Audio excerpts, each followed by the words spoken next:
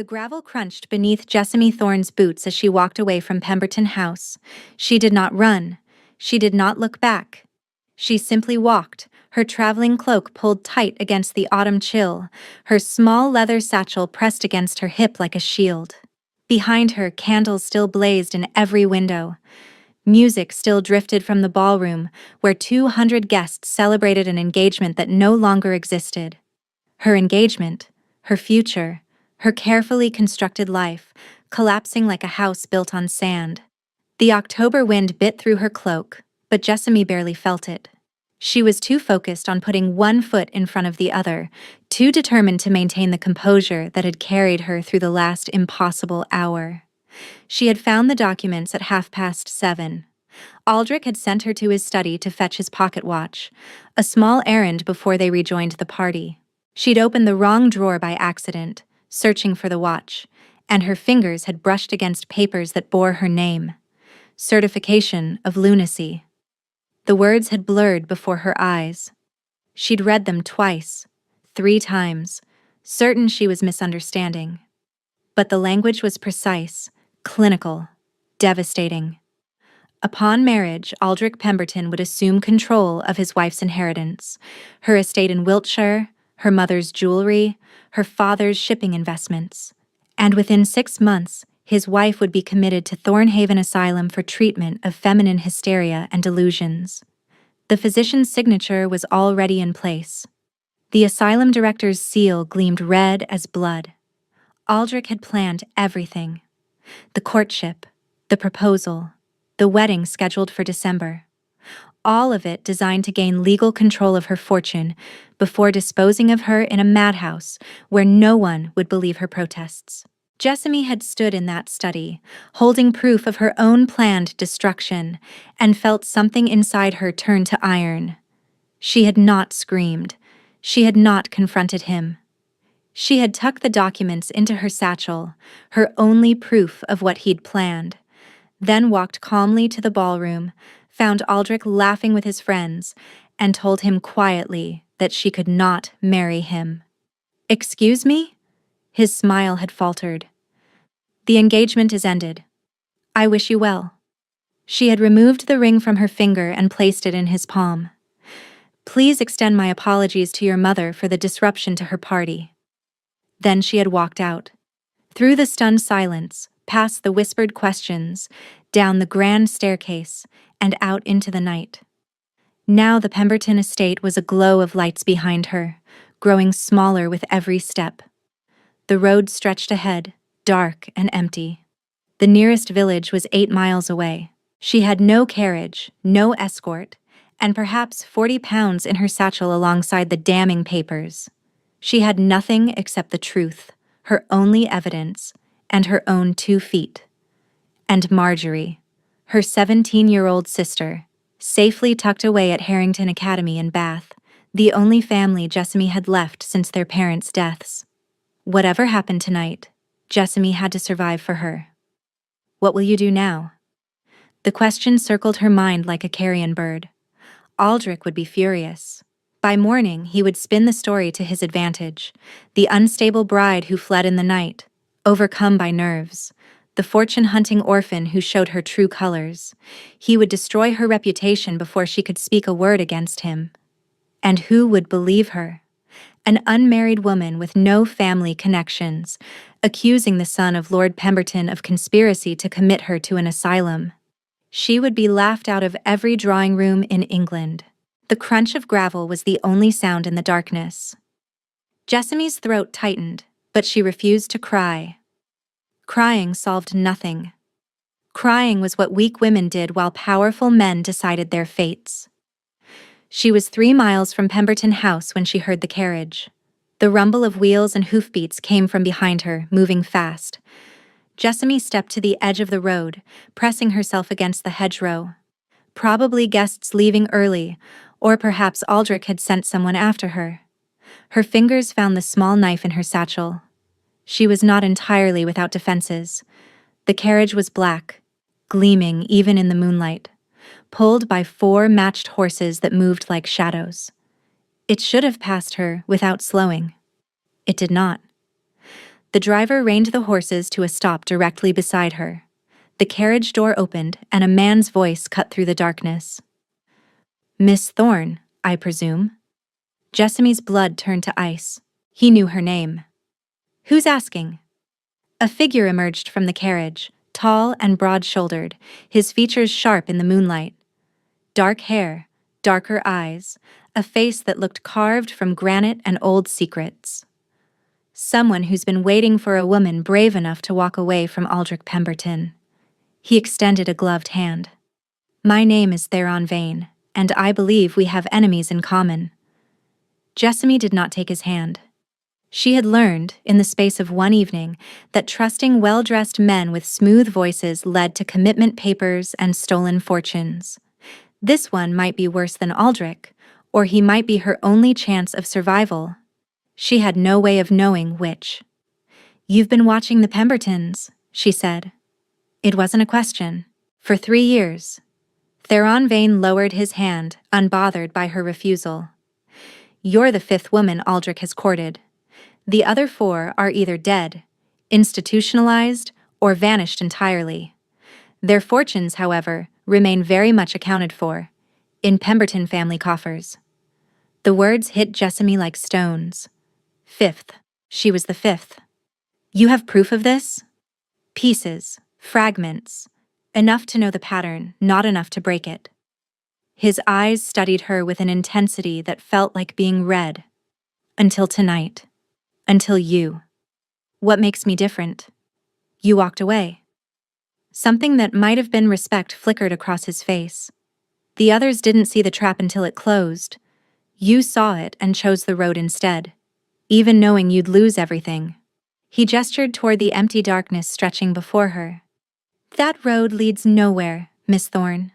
No friends will shelter you after Aldrich finishes spreading his version of events. No solicitor will take your case against a family with the Pembertons' influence. By morning, you'll be the mad bride who fled her own engagement, and every door in England will close against you." Jessamy's jaw tightened. "You're telling me things I already know. I'm telling you that I can offer an alternative. Which is? My carriage, my protection, my resources." He paused. "My name, if it comes to that." The wind gusted, cutting through Jessamy's cloak. She was cold, she realized. Cold and exhausted and standing on a dark road with a stranger who claimed to be her salvation. Everything about this felt like another trap. "Why?" she asked. "What do you gain?" "Justice." The word was hard, unvarnished. "Aldrich Pemberton's father destroyed my family 15 years ago. A business deal that stripped my mother of her inheritance and drove my father to an early grave. I've spent every year since building the power to destroy them in return." Theron's voice remained controlled, but Jessamy heard the edge beneath it. Old pain sharpened into a weapon. "You have information I need. You were inside their house, inside their confidence. You know things that could help me prove what they've done, not just to you, but to all the women before you. So I'm useful to you. Extremely." He didn't pretend otherwise. "And I'm useful to you. Together, we can bring them down. Apart, we'll both fail." Jessamy looked back toward the distant glow of Pemberton House, then at the darkness ahead, then at the man offering her a devil's bargain. "If I come with you," she said slowly, "what exactly are you proposing?" "Tonight, shelter and safety. Tomorrow we begin building a case against the Pembertons.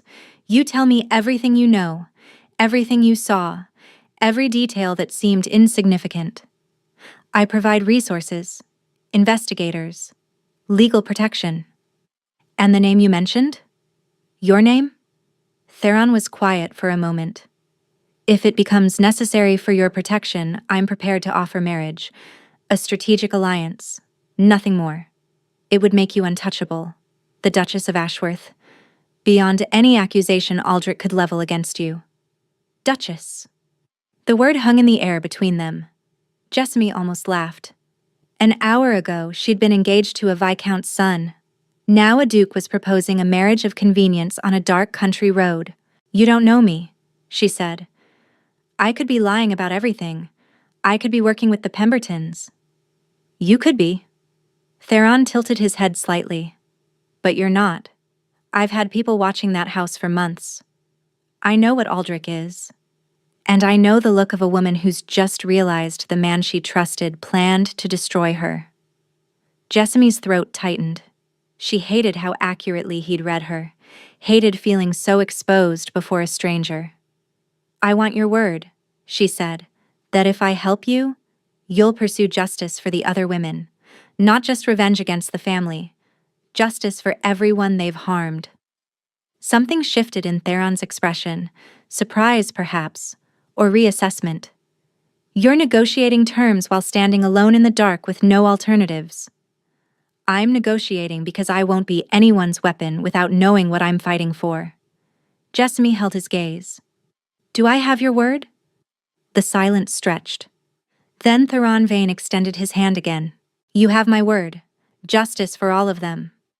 This time, Jessamy took his hand. His grip was firm, warm, steadying. Then I accept your offer, Your Grace. Good. He released her hand and stepped aside, gesturing toward the open carriage door. Welcome to the war, Miss Thorne. We have a great deal of work ahead. The carriage moved swiftly through the night, and Jessamy watched the darkness slip past the window, her mind racing faster than the horses. She had left Pemberton House with nothing but a satchel and her wits.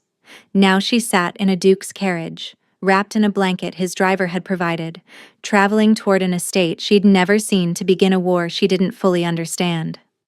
Theron sat across from her, his face half-shadowed, reviewing papers from a leather case. He'd given her space since they departed, asking no questions, allowing her time to collect herself. It was a kindness she hadn't expected. The other women, she said finally, breaking the silence. The four before me. What happened to them? Theron looked up. The first was named Lydia Crestwood. Married Aldrich's older brother 8 years ago. Died 6 months later. Officially, a fall from her horse. Unofficially, there were witnesses who said she was pushed. Jessamy's stomach turned. And her fortune? Absorbed into the Pemberton estate within the month. The second? Marguerite Hastings, engaged to Aldrich himself, 4 years ago. Committed to Thornhaven Asylum 1 week before the wedding. Diagnosed with severe hysteria. She died there 18 months later. Theron's voice was flat, recounting horrors like ledger entries. Her inheritance, substantial property in Cornwall, was claimed by the Pembertons as compensation for medical expenses and breach of engagement. The third? Rosalind Whitmore. Vanished 3 years ago, 2 days after her engagement to Aldrich was announced. No body was ever found. Her family believes she ran away. I believe otherwise. And the fourth? Catherine Ashby, currently in Thornhaven, committed 18 months ago after a sudden onset of madness, according to the Pembertons' physician. Theron closed his case. I've been trying to get her released. The asylum refuses all visitors. Her family has been told she's too dangerous to see. Jessamy thought of the commitment papers in her satchel, her own name written in that careful script. She could have been the 5th woman locked away, screaming the truth to walls that would never believe her. How did you learn all this? Patience. Money. A network of people who owe me favors or share my hatred of the Pemberton family. Theron's eyes met hers. I've been building this case for years, Miss Thorne, but I've never had a witness who escaped before the trap closed. You're the first. The carriage crested a hill, and Ashworth Hall came into view. Jessamy had expected grandeur. She hadn't expected a fortress. Gray stone walls rose against the pre-dawn sky, towers at each corner, windows narrow as archers' slits. The main building sprawled across the hilltop, surrounded by grounds that stretched to the horizon. Everything about it spoke of age, power, and absolute impregnability. It's magnificent, she breathed. It's defensible. Theron's voice carried a grim satisfaction. Built during the Civil War by an ancestor who trusted no one, the walls have never been breached. He looked at her. Neither will you be, as long as you're under this roof. The carriage passed through iron gates and into a courtyard where staff already assembled despite the early hour. Footmen, maids, a stern-faced woman in black who must be the housekeeper, all watching as Jessamy descended from the carriage. She straightened her spine, remembering every lesson her mother had taught her about bearing and composure. She might be arriving in yesterday's gown with nothing but a satchel, but she would not appear defeated. Mrs. Halston, Theron addressed the housekeeper.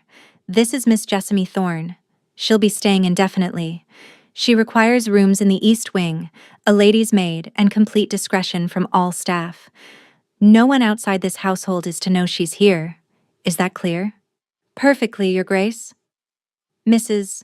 Halston's sharp eyes assessed Jessamy without judgment, taking in the travel-worn cloak, the shadows beneath her eyes, the determined set of her jaw. Welcome to Ashworth, Miss Thorne.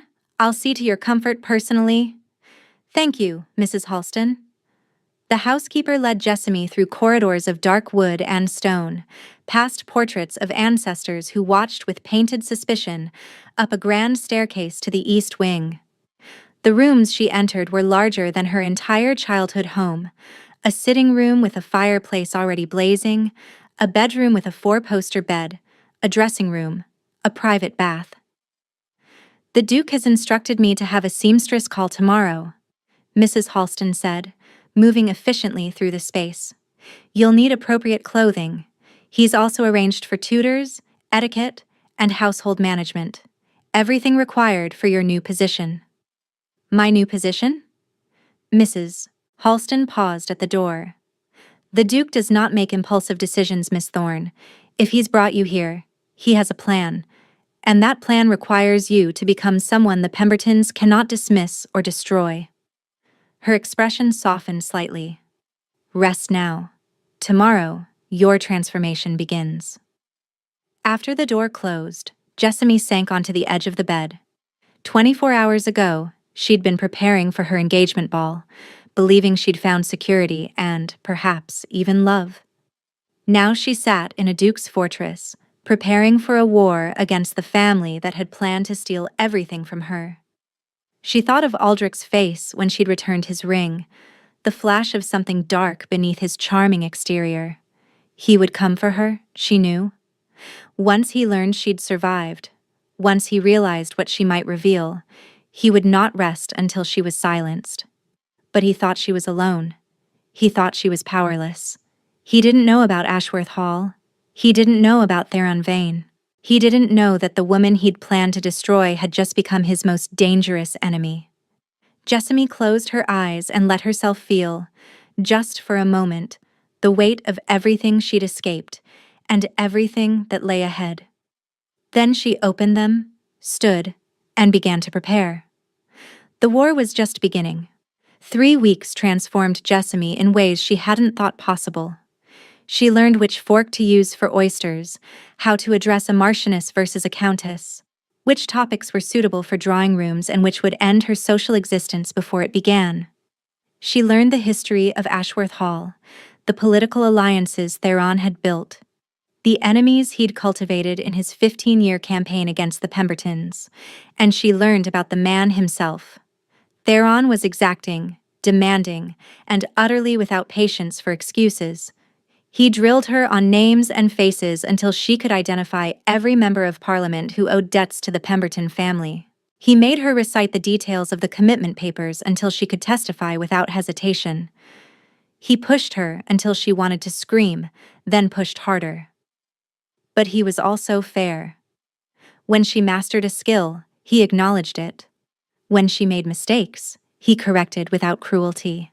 And every evening they dined together in the small study rather than the formal dining room, discussing strategy like equals rather than duke and dependent.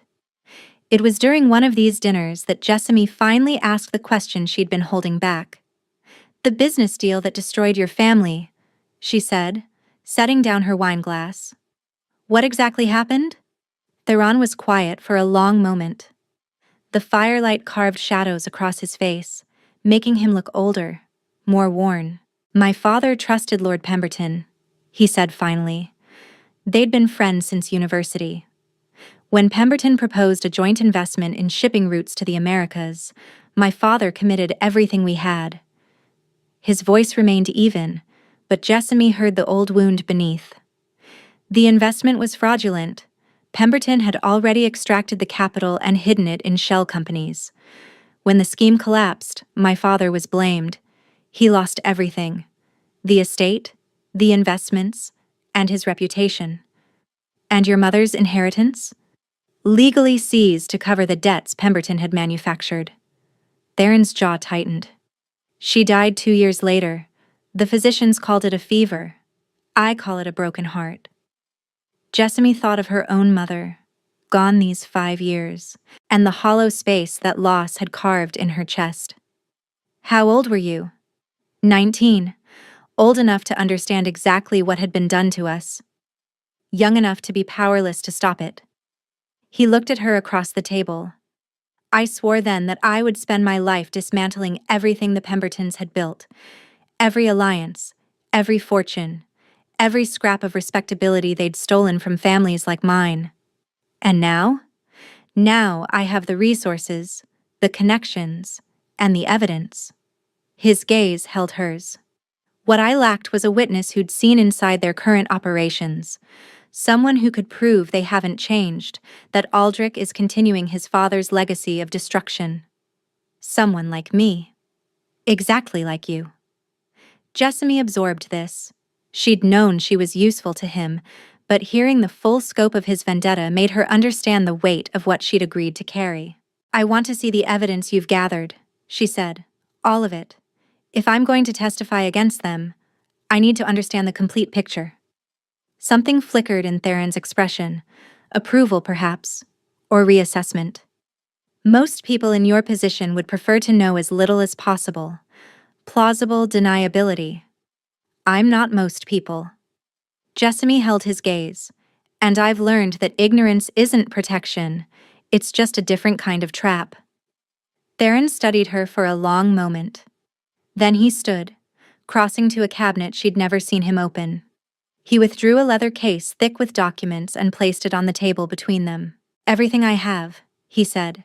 Financial records, witness statements, physician's notes from Thornhaven, correspondence between Pemberton and his solicitors. He opened the case, revealing stacks of papers covered in meticulous notation. Some of it is damning. Most of it is circumstantial. None of it is enough to convict them in court. Jessamy pulled the case toward her, scanning the first documents. Names jumped out at her. Lydia Crestwood, Marguerite Hastings, Rosalind Whitmore, Katrin Ashby, the women before her, the women who hadn't escaped. What would be enough? Direct testimony from someone inside their operation, documentary evidence of their methods, or... Theron paused. A confession. You think Aldrich would confess? I think Aldrich is arrogant enough to boast about his conquests to the right audience. Theron's smile was cold. The question is how to create that audience without alerting him to the trap. Jessamy looked at the documents, then at the man who'd spent 15 years building toward this moment. I have an idea, she said slowly, but you're not going to like it. Tell me anyway. Aldrich believes I fled because I was overwhelmed, hysterical, unstable. She met Theron's eyes. What if I let him believe he was right? What if I appeared somewhere public, visibly fragile, and let him think he could finish what he started? Absolutely not. Theron's voice was sharp. You'd be putting yourself directly in his path. I'd be putting myself where he'd feel confident enough to make a mistake. Jessamy leaned forward. You said yourself that circumstantial evidence isn't enough. We need him to act, to reveal himself. He won't do that if he thinks I'm protected. He'll only move if he thinks I'm vulnerable. And if he moves faster than we anticipate? If he harms you before we can intervene? Then you'll have your evidence, won't you? The silence stretched between them, heavy with implications. Theron's expression was unreadable, but Jessamy saw his hands clench against the table's edge. I won't use you as bait, he said finally. I made you a promise. Justice for all of them. That includes keeping you safe. And I'm telling you that safety won't win this war. Jessamy stood, placing her palms flat on the table. I walked away from Aldrich once. I can face him again. The question is whether you trust me enough to let me fight. Theron rose slowly, moving around the table until he stood close enough that she could see the conflict in his eyes. I trust you, he said quietly. That's precisely why this terrifies me. It was the most honest thing he'd ever said to her. And in that moment, Jessamy realized that somewhere between strategy sessions and dining room debates, this had become more than an alliance. She didn't have words for what it was becoming, but she knew it had changed everything. The opportunity came sooner than expected. Lady Marin Ashworth, Theron's aunt and the only family he acknowledged, was hosting a winter ball at her London townhouse. It would be a small affair by society standards, perhaps 60 guests, but the guest list included 3 families who had invested with the Pembertons and 2 journalists known for investigating financial scandals. You'll attend as my companion, Theron explained, reviewing the invitation over breakfast. Not as the Duchess of Ashworth, not yet. Simply as Miss Jessamy Thorne, a distant connection staying at the hall while her family's estate is being settled. Won't people ask questions? People always ask questions. The key is controlling which questions they ask. He set down the invitation. My aunt knows the truth. She's been waiting 15 years to see the Pembertons destroyed. She'll protect you as fiercely as I would. The ball was 5 days away. Jessamy spent every moment preparing, memorizing names, rehearsing conversations, practicing the delicate art of implying scandal without making accusations. Mrs. Halston supervised her wardrobe selection, ultimately choosing a gown of deep sapphire silk that made Jessamy look elegant, confident, and utterly unlike the fragile creature Aldrich would expect. The night of the ball, Jessamy stood before the mirror in her dressing room, barely recognizing herself. The gown fit perfectly. Pearls gleamed at her throat, borrowed from Lady Marin's collection. Her dark hair was arranged in an elaborate style that had taken her maid 2 hours to complete. She looked like someone who belonged in ballrooms and drawing rooms. She looked like someone who couldn't be easily dismissed. A knock at the door. Come in. Theron entered, dressed in formal black and white, and stopped when he saw her. For a moment, his careful composure slipped, revealing something raw and unguarded. You look... He seemed to search for the appropriate word. Formidable. Is that a compliment? It's the truth. He crossed to her, adjusting a pearl that had shifted slightly. His fingers brushed her neck, warm against her skin. Are you ready? No. Jessamy met his eyes in the mirror. But I'll do it anyway. That's all any of us can do. He offered his arm. Shall we? Lady Marin Ashworth was a force of nature in crimson silk, with silver hair and eyes that missed nothing. She greeted Jessamy with a kiss on each cheek and a whispered warning. The Cavendish sisters gossip like fishwives. Lord Sterling is drunk by 9 every evening, and Lady Pemberton's cousin is here tonight. Watch yourself. Lady Pemberton has a cousin? Honoria Blackwood. She reports everything back to the family. Lady Marin squeezed Jessamy's hands. But don't let that frighten you, dear. Let her report. Let them wonder. The ballroom was a swirl of candlelight and conversation. Jessamy moved through it on Theron's arm, meeting faces she'd memorized from drawings, names she'd rehearsed until they felt natural. She smiled, she chatted, and she deflected questions about her background with practiced ease. And she planted seeds. Lord Pemberton's investment firm? She said to Lady Cavendish, feigning innocent curiosity. I've heard such varied opinions. My late father always said one should thoroughly investigate before committing funds to anyone. The shipping routes to the Americas do seem rather volatile lately, she observed to Mr. Hartwell, a banker with connections to 3 Pemberton investors. I wonder if the projected returns are truly sustainable. Thornhaven Asylum? She murmured to Mrs. Wellesley, whose daughter had nearly been sent there years ago. What a dreadful place. I've heard stories that would curdle milk. Each comment was careful, deniable, designed to raise questions without making accusations. By the time supper was announced, Jessamy had spoken to 24 guests and left every one of them with a faint unease about the Pemberton name.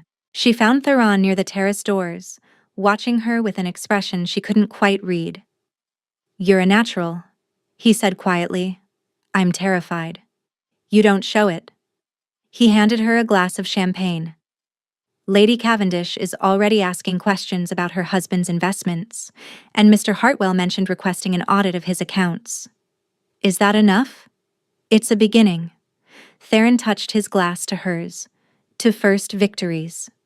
They drank, and for a moment, standing in the glittering ballroom surrounded by people who might become allies or enemies, Jessamy felt something she hadn't experienced since before Aldrich: hope. Then she saw Honoria Blackwood watching her from across the room, and the hope curdled into warning. The Pembertons would know about her soon. They would know she'd survived, that she'd found protection, that she was speaking against them in society's most influential circles.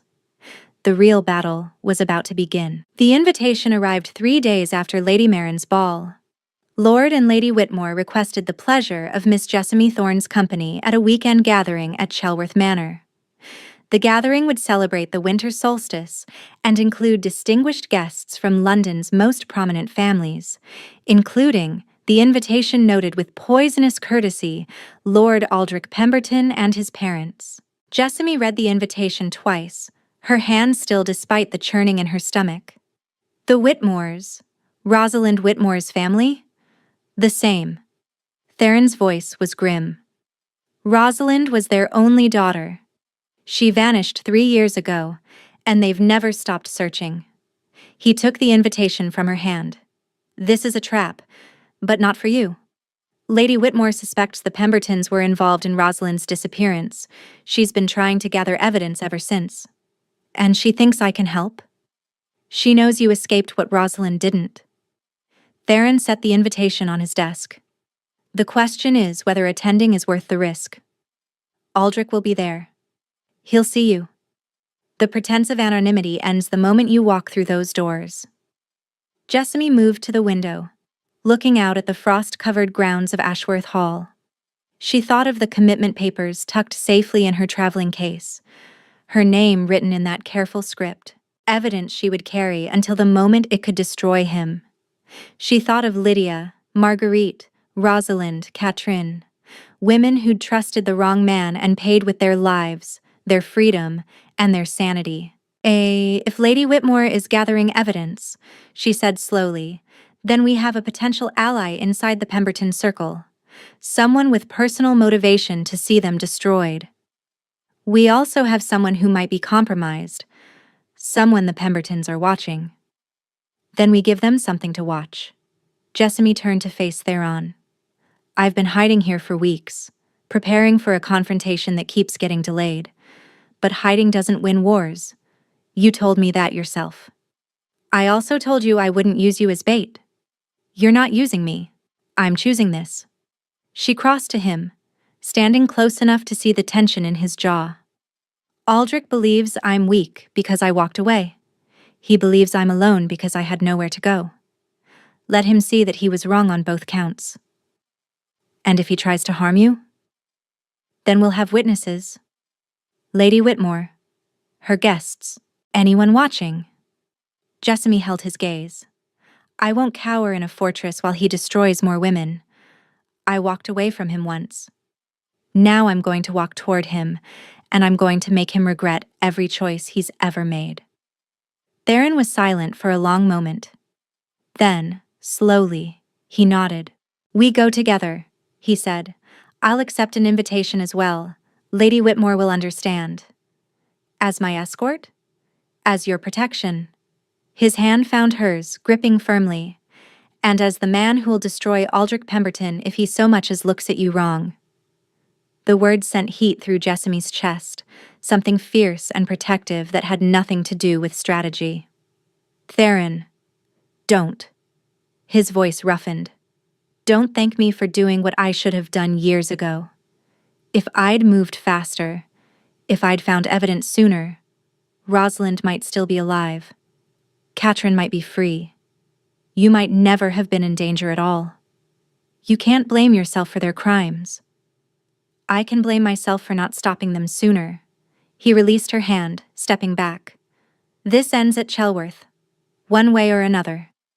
Lady Whitmore received them in her private sitting room before the other guests arrived. She was a woman in her 50s with grief carved into the lines around her eyes, but steel in her spine. I've been pursuing leads for 3 years, she said, pouring tea with hands that trembled slightly. Dismissed servants, former groundskeepers, anyone who might have seen something. Most have been too frightened to speak.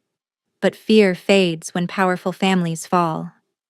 You believe Rosalind was murdered? Jessamy said quietly. I know she was. Lady Whitmore set down the teapot. My daughter would never have left willingly.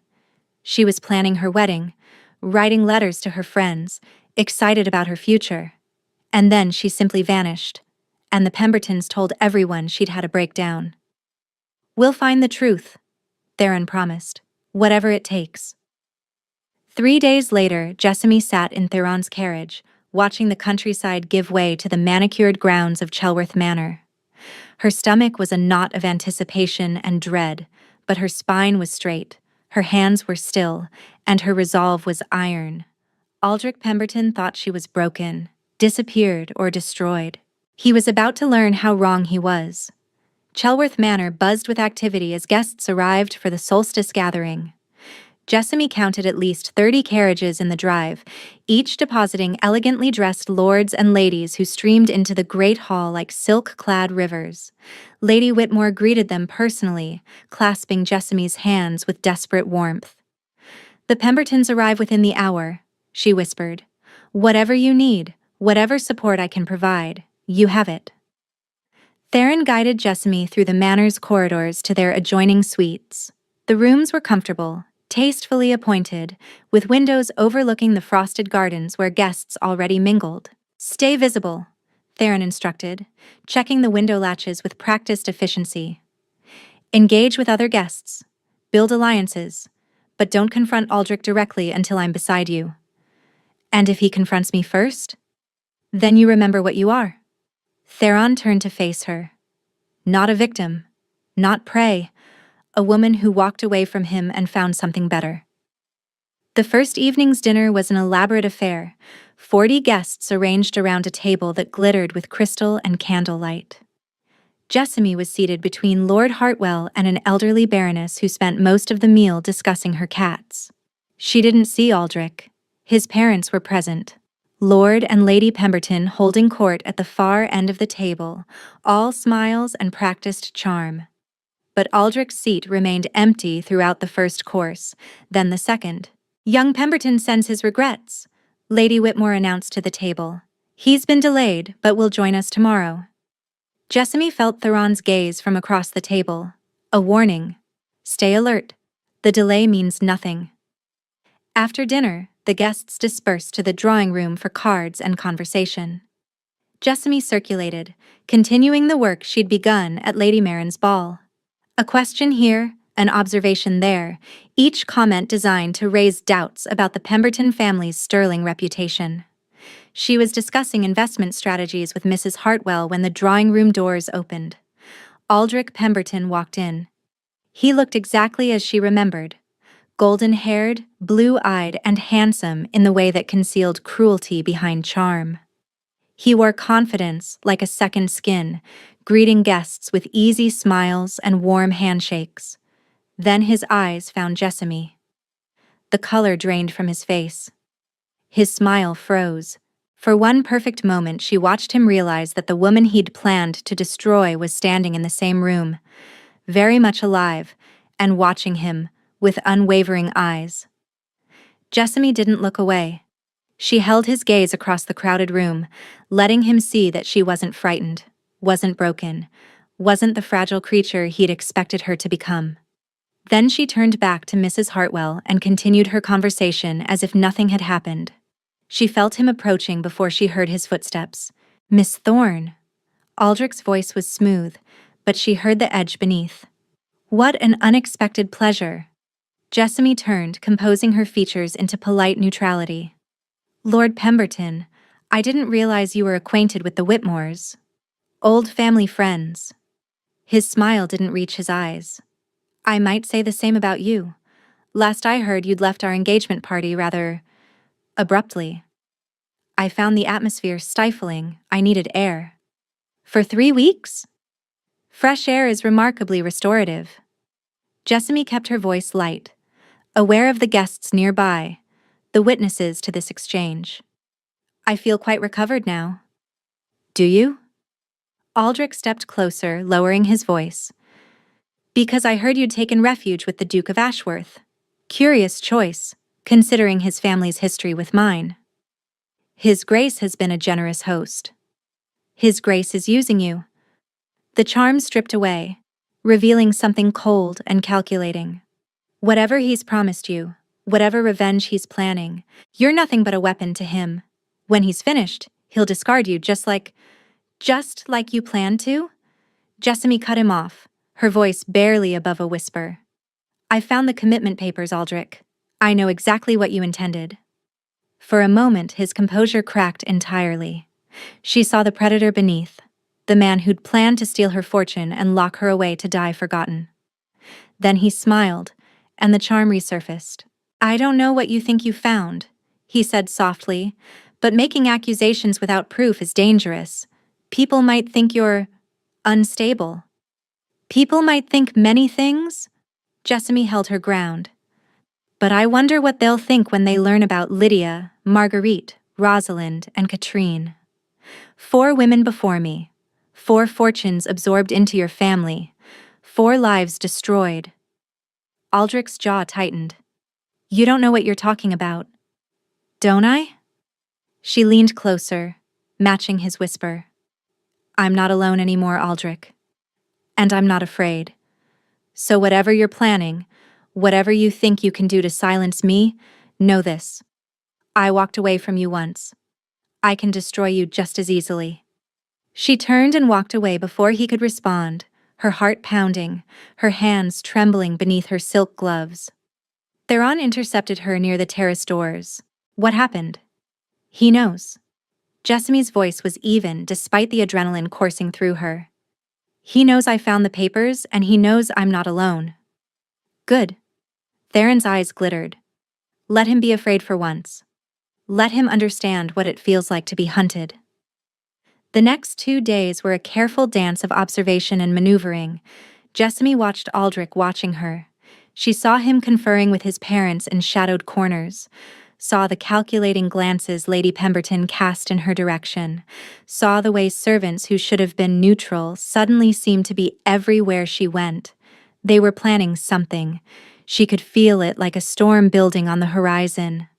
On the second evening, Jessamy received a letter. It had been slipped under her door sometime during dinner, a plain envelope with no return address. Inside, a single sheet of paper bore a message that turned her blood to ice. "Your sister Marjorie is lovely. 17, isn't she? Studying at Harrington Academy for Young Ladies in Bath. The same academy, coincidentally, where Katrin Ashby was enrolled before her unfortunate breakdown. Accusations have consequences, Miss Thorne. Consider carefully whether your vendetta is worth your sister's sanity." Jessamy's hands shook so violently she nearly dropped the letter. Marjorie, her baby sister, the only family she had left, the girl she'd been protecting since their parents died. Aldrich knew where she was. Aldrich had influence at the same academy that had delivered Katrin to Thornhaven Asylum. She was across the room and out the door before conscious thought caught up with her. Searching for Theron, desperate to find him before the panic consumed her completely. She found him in the library, reviewing documents with Lord Hartwell. One look at her face and he was on his feet, excusing himself with barely concealed urgency. "What happened?" Jessamy thrust the letter into his hands. She watched him read it. watched the color drain from his face, watched his expression transform from concern to cold, absolute fury. "Where is your sister now?" "Bath, Harrington Academy." Jessamy's voice cracked. "Theron, if they take her, if they do to her what they did to Katrin." "They won't." His hands gripped her shoulders, steadying her. "Listen to me. I have people in Bath, trusted people. I'll send word tonight. Your sister will be removed from that academy and brought to Ashworth before dawn." "How can you be certain?" "Because I've been preparing for this possibility since the moment you told me about her." Theron's voice was fierce. "I have guards watching the academy. I have a carriage waiting 2 streets away. Your sister has been protected since the day you agreed to help me." The relief hit Jessamy so hard her knees buckled. Theron caught her, pulling her against his chest, holding her while the terror drained away. "Why didn't you tell me?" "Because I didn't want you to worry. And because—" He paused, his arms tightening around her. "Because protecting what you love has become more important to me than any strategy." Jessamy pulled back enough to see his face. "Theron, I know this wasn't supposed to be real." His voice was rough, stripped of its usual control. "I know we agreed this was alliance, strategy, mutual benefit. But somewhere between finding you on that road and watching you stand up to Aldrich tonight, it stopped being about revenge." "What is it about now?" "You." The word was simple, devastating. "It's about you. About making sure you're safe, that you're happy, that no one ever hurts you again." He cupped her face in his hands. "I didn't plan to feel this way. I don't know if you want me to feel this way, but I can't pretend anymore that you're just a weapon in my war." Jessamy's heart was pounding, but not with fear. "Not anymore. I'm not pretending either," she whispered. "I haven't been for weeks." Theron's breath caught. "Jessamy." She kissed him. It wasn't gentle or tentative. It was fierce, desperate, the release of weeks of tension and growing feeling. His hands tangled in her hair, pulling her closer. Her fingers gripped his coat, holding on like he was the only solid thing in a world gone mad. When they finally broke apart, breathless and trembling, Jessamy laughed. "That wasn't very strategic." "No." Theron's smile was the most genuine she'd ever seen. "But it was necessary." A knock at the library door shattered the moment. A servant's voice, urgent. "Your Grace, there's been a development. Lady Whitmore needs you both immediately." They found Lady Whitmore in her private sitting room, clutching a letter of her own. "It's from Thornhaven," she said, her voice shaking. "Katrin Ashby. She's dying. The asylum claims it's consumption, but a nurse who works there sent me this." She handed Theron a second, smaller note. "They're killing her. Slowly, deliberately, to ensure she never talks." Jessamy read over Theron's shoulder. The nurse's message was clear. Katrin had been given something that was destroying her from the inside. If she wasn't removed within the week, she would be dead. "We have to get her out," Jessamy said. "The asylum won't release her without family consent, and her family believes she's genuinely mad." Lady Whitmore's face crumpled. "I've tried for 18 months. Every legal avenue is blocked." Theron's expression hardened into something dangerous. "Then we don't use legal avenues." "What are you suggesting?" "I'm suggesting that Thornhaven has needed new investment for years, and I'm suggesting that the Duke of Ashworth has enough money to buy cooperation, or enough influence to destroy anyone who refuses." He looked at Jessamy. "If we can get Katrin out, get her testimony, we'll have direct evidence of what the Pembertons do to women who threaten them. And if we fail? Then we've shown our hand and lost the element of surprise." Theron's jaw set. "But leaving her to die isn't an option. Not anymore." Lady Whitmore stood, her grief transforming into determination. "Tell me what you need. Money, connections, whatever it takes. I want the family who destroyed my daughter to pay for every life they've stolen." That night, while the other guests slept, 3 conspirators planned a rescue. And in a dark corner of Chelworth Manor, Aldrich Pemberton watched and wondered why his enemies seemed so confident. He would find out soon enough. 3 days later, everything changed. Katrine Ashby arrived at Chelworth Manor in the dead of night, smuggled from Thornhaven by a physician Theron had bribed, and a carriage that bore no crest. She was thin, pale, and terrified, but she was alive, and she was ready to talk. "They made me sign papers," she whispered, clutching Jessamy's hand. "Confession of debts I never owed. Permission for treatments that left me unable to think clearly. I don't remember most of the last 18 months. Just fragments. Needles. Bitter medicine. Voices telling me I was mad." "You're not mad," Jessamy said firmly. "You never were. I know that now." Catherine's eyes found Theron's across the room. "Your Grace. I remember everything Aldrich said to me before I was taken. He laughed about what he'd done to Lydia, how easy it was to make her death look like an accident. He told me I should have been grateful he was only sending me to an asylum instead of a grave." Theron leaned forward. "Would you testify to this publicly?" "I'll testify to anyone who will listen." Lady Whitmore had arranged a solstice ball for the final night of the house party. Every guest would attend. Every influential family in 3 counties would be present. And Lord and Lady Pemberton, along with their son, would be walking into a trap of their own making. The ballroom blazed with candlelight as guests assembled. Jessamy wore crimson silk, a deliberate choice. The color of blood, of courage, of warning. Theron stood beside her in formal black, his hand resting lightly on her back. "Are you ready?" he murmured. "I've been ready since I walked away from him." Lady Whitmore stood at the head of the room, commanding attention with a single raised hand. "Distinguished guests," she began, "thank you for joining us this solstice evening. Before the dancing begins, I have an announcement that cannot wait." The Pembertons stood near the entrance, glasses of champagne in hand, still smiling their practiced smiles. Aldrich caught Jessamy's eye and raised his glass in mocking toast. His arrogance would be his undoing. Many of you knew my daughter Rosalind," Lady Whitmore continued, her voice unwavering despite the emotion beneath.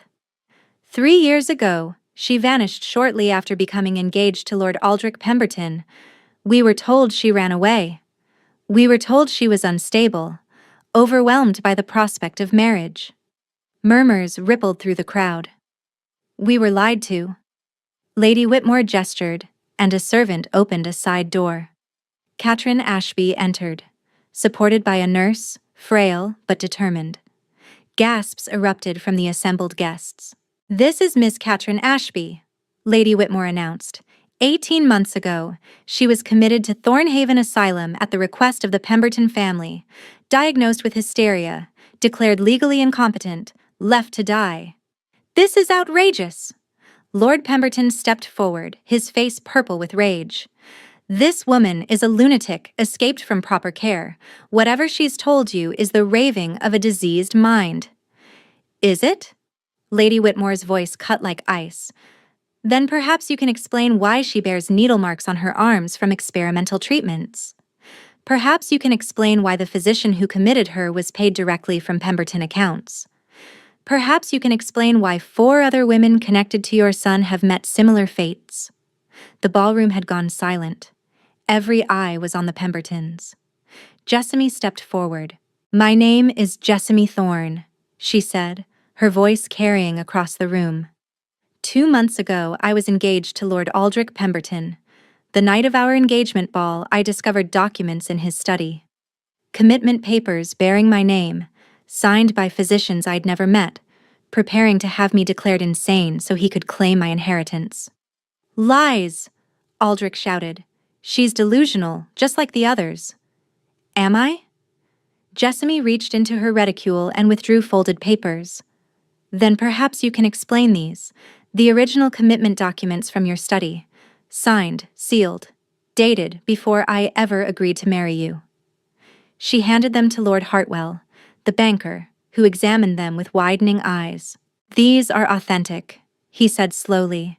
"The physician's signature, The asylum seal? Good God. This was premeditated. Forgeries! Lady Pemberton shrieked.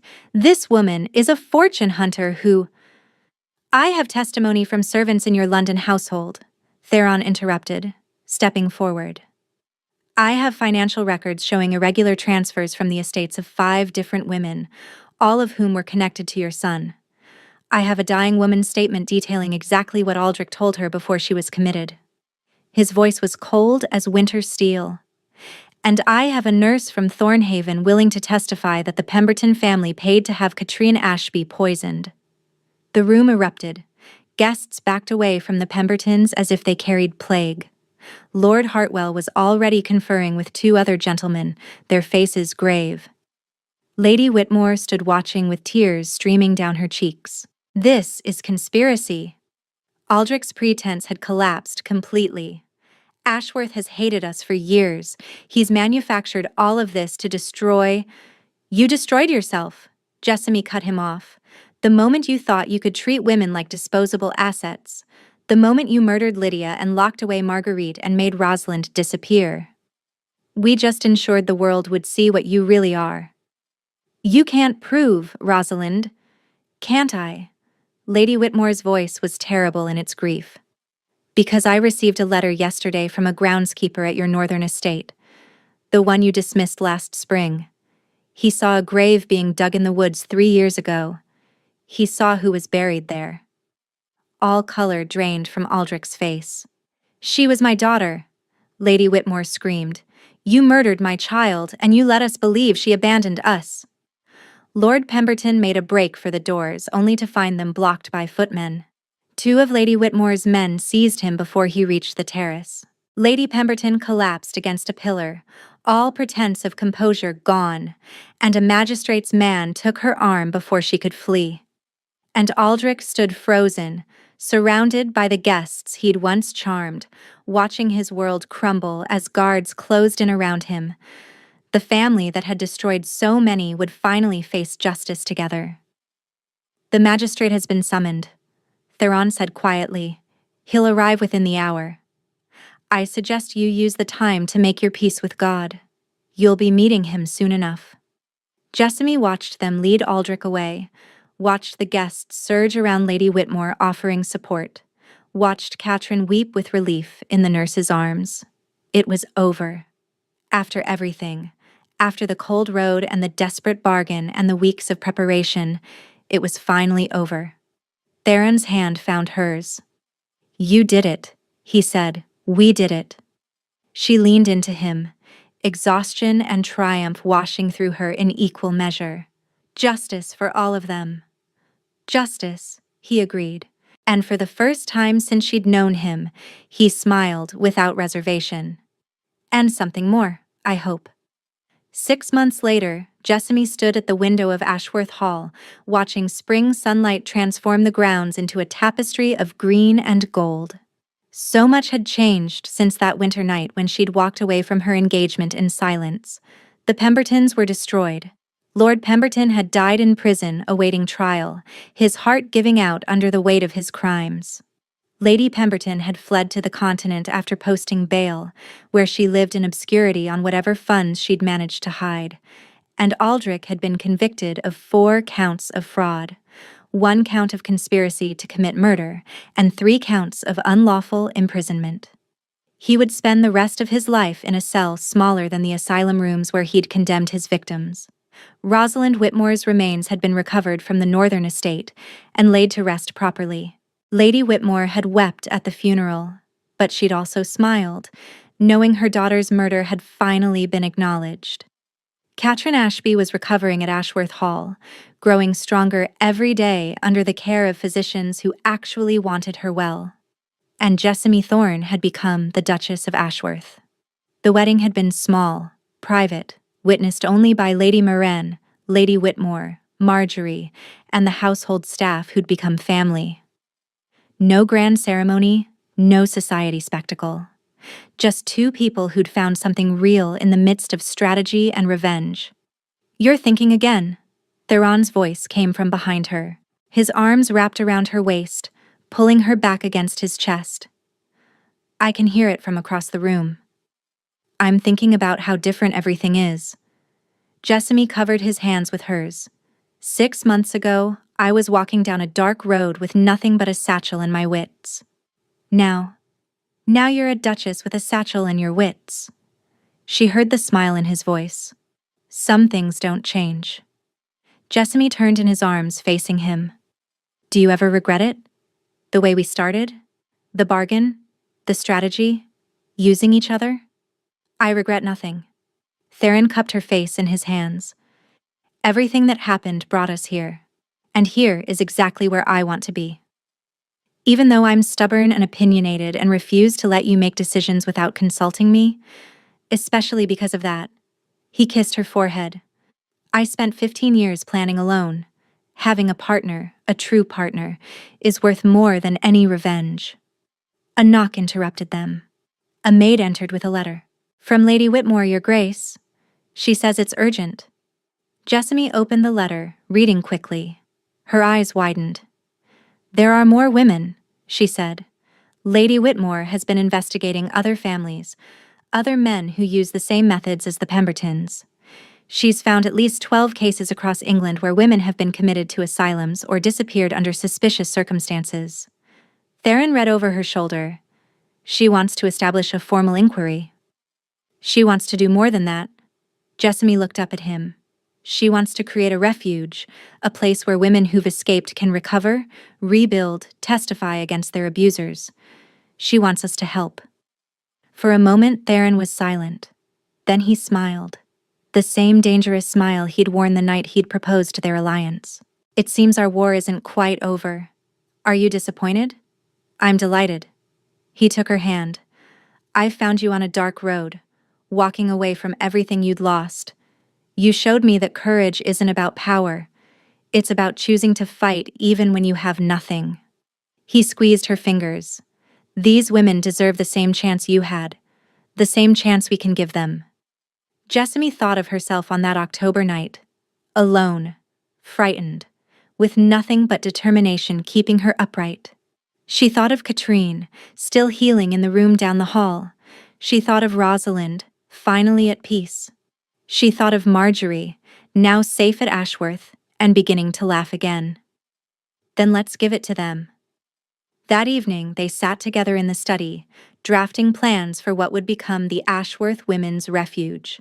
A place of safety, a place of recovery. A place where women who'd been discarded, destroyed, or dismissed could find their voices again. Outside, the sun set over the grounds of Ashworth Hall, painting the sky in shades of gold and crimson. Inside, two people who'd started as strategists had become partners, lovers, and champions of those who had no one else. Jessamy Thorne had walked away from her broken engagement in silence, but she would never be silent again. Thank you for staying until the very end. If this story moved you, if it reminded you that walking away can be the bravest choice, if it showed you that finding the right person can change everything, please share it with someone who needs to hear it. Drop a comment telling us your favorite moment and where you're listening from.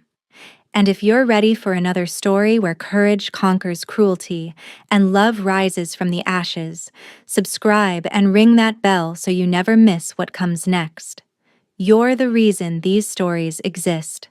Thank you for being here, for listening, for believing that even when we walk away in silence, our voices can still change the world.